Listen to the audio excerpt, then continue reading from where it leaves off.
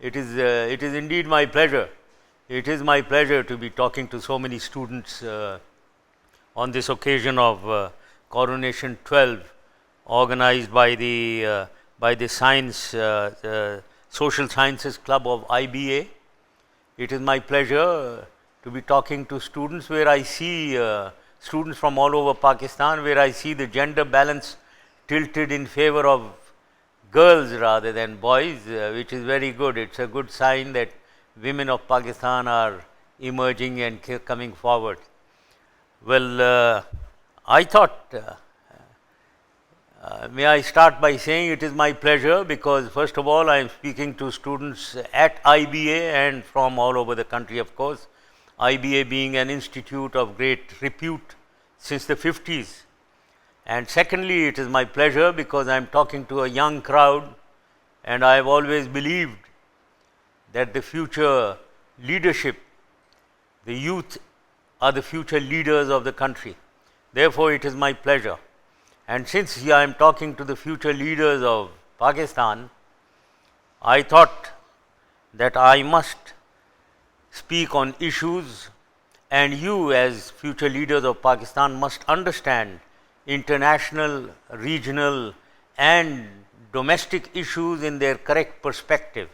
So that is the intention of my speaking to all of you today. I will not talk on international issues because of paucity of time, unless you ask me questions in the Q&A session. I would focus on South Asia and Pakistan, and within this context of South Asia and Pakistan, I would like to cover the issues of governance, diplomacy and strategic decision making. The experience that I gained in 10 years, I would like to talk of this and impart that to you, so that you have a clearer understanding, in clearer perspective of all issues confronting Pakistan and our region. So first of all, let me take on Pakistan and Afghanistan. And in this, I will take this in a historical perspective, not starting way behind since our independence, but from 1979 onwards, the last about 32 years, what has gone on in our region in Pakistan and Afghanistan. I would like to divide this into three broad periods. The first period is 1979 to 1989. 10 years. This was the time when Soviet Union invaded Afghanistan, and Soviet Union having invaded Afghanistan, the people of Afghanistan rose and started fighting them. The world, United States and Pakistan in the front, decided to help Afghanistan be on the side of Afghanistan, and we launched a jihad in Afghanistan, a holy war. We called it a jihad by design. When I say we, the West, United States and Pakistan. We called it a jihad because we wanted to draw mujahideen from all over the Muslim world, stretching from Morocco to Indonesia. And may I say about 25 to 30,000 mujahideen from all countries of the Muslim world came into Afghanistan to fight the Soviets. Not only that, we also took Taliban from the tribal agencies, madrasas of the tribal agencies of Pakistan, and also some in the frontier province. We trained them, armed them and pumped them into Afghanistan. So therefore, for the next 10 years, we fought this jihad with Mujahideen and Taliban. Two significant events took place in these 10 years, which I must highlight. Number one, that in these 10 years, the elite of Afghanistan abandoned, they went into West, to Europe and United States, and it was the religious militant groups with these Mujahideen and Taliban who spearheaded the fight against the Soviets. This is the first point that I want to make. The second point, how was Afghanistan held together for all the centuries before, in the 18th and 19th century? It was held together under an arrangement called Misake Milli, which translates into a national agreement, a national covenant, that all ethnic groups, Pashtuns,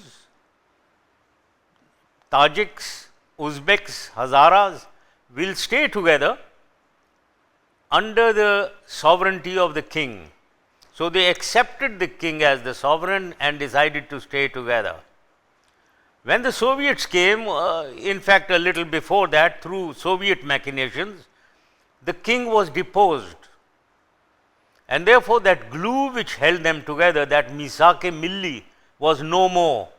So when we are talking of a political solution now, we are talking of creating another national covenant, a Misake Milli, to be accepted, to be participated by all the ethnic groups of Afghanistan. This is the second point I needed to make.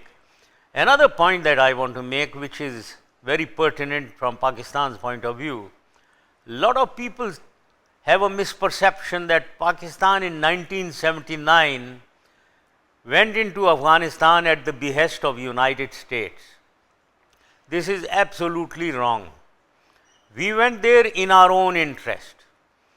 In 1979, when the Soviet troops came into Afghanistan, it was the first time that Pakistan faced a two-front threat.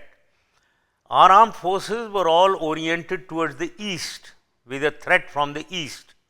This was the first time when the Russo-Afghan forces in Afghanistan posed a threat to Pakistan, and there was talk of the Soviet Union going through Pakistan, through frontier, through Baluchistan to the warm waters of the Indian Ocean. That posed a threat to Pakistan, a two-front threat. Therefore, it was in Pakistan's interest to defeat Soviet Union in Afghanistan, so that this threat of the two-front threat was removed. In fact, from military point of view, let me tell you that we had to raise two corps, one in Peshawar, the other in Quetta, corps of the army, which is a big force. We had to raise it as a response to this two-front threat. So therefore, ladies and gentlemen, let me tell you that Pakistan fought the Soviets for its own interest, in Pakistan's own interest.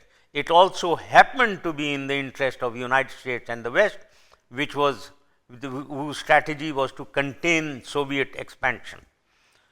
Now, so this was the period of 79-89, 10 years of combined war, battles against Soviet Union by the Afghans, assisted by the West and Pakistan. Then we come to the next period of 89 and 2001, 12 years. This was a period of disaster. I call it a period of disaster. In that, Soviet Union was defeated.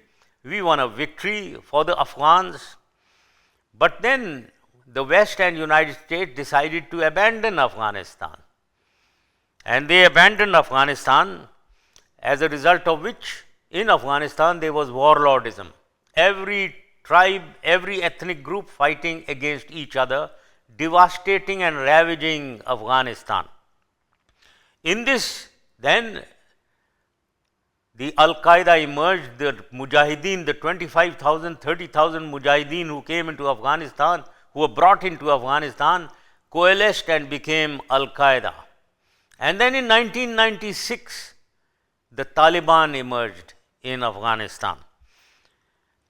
And the battle was between Taliban on one side and Northern Alliance composed of the minorities. Taliban were all Pashtuns. The Northern Alliance was Uzbek, Tajiks, Hazaras. They started fighting among each other. Not only that, but United States changed its policy towards Pakistan. After 1989, having abandoned Afghanistan, they had a strategic reorientation in favor of India, and they changed policy, put sanctions on Pakistan. So they became against Pakistan. Now this was I call it the greatest blunder of the West of the United States for having abandoned the region.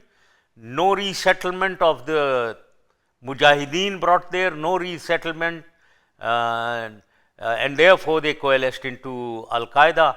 And then the first antipathy of Pakistan, the people of Pakistan, against the United States because of their shift of policy after Pakistan was with them for 42 long years. So this was the period of 89 and 2001. The additional point that I want to make, other than what happened in Afghanistan, was that the Kashmir, freedom struggle in Kashmir started in 1989. And with this freedom struggle, dozens of Mujahideen groups, great public sympathy in Pakistan, and dozens of Mujahideen groups emerged, surfaced in Pakistan, volunteering to go into Kashmir to fight against the Indian army. So therefore, ladies and gentlemen, there was religious militancy in the West in Afghanistan, in the East in Kashmir, and as a result of which 4 million refugees came into Pakistan. So therefore, in conclusion, may I say that Pakistan is not the perpetrator of religious militancy or terrorism or extremism. We are the victims of circumstances, events in Afghanistan and in Kashmir.